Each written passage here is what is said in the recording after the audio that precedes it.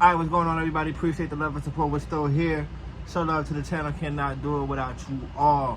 So, one of my last videos about a month ago, a long time ago, I'm sorry. Go back, show love to this video right here. I talked about duty belts. I explained to you guys what duty belts are. Give you guys a little bit of advice regarding them. For this video, we'll talk about duty bags. Duty bags, duty bags, duty bags. What is a duty bag? Context clues. A bag that you bring with you on duty. Do I think that you should purchase a duty bag? Yes, absolutely. I think at some point early in your career, you should buy one. Obviously, it's not mandatory. It's not really needed. It really depends on the type of person you are, type of officer you are.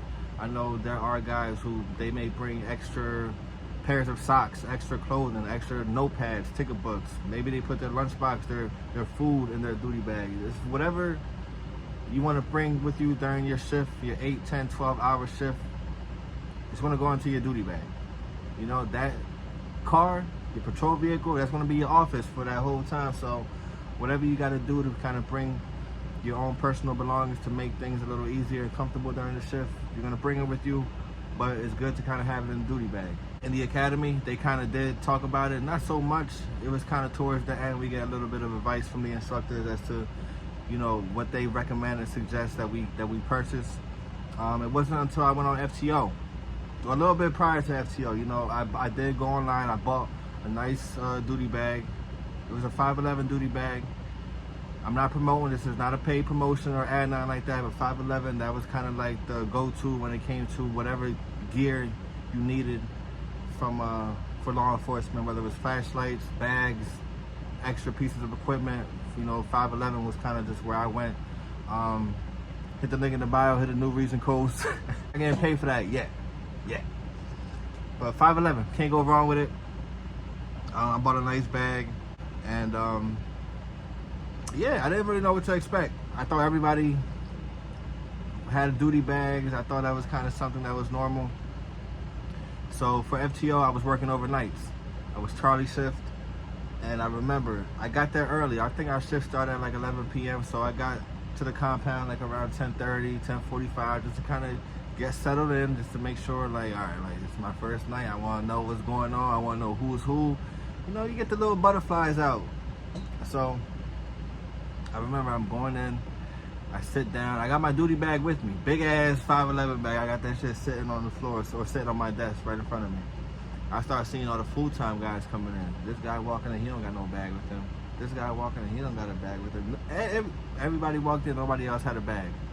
So I'm sitting there, me and my other, my boy that we graduated together, we was both on the same shift.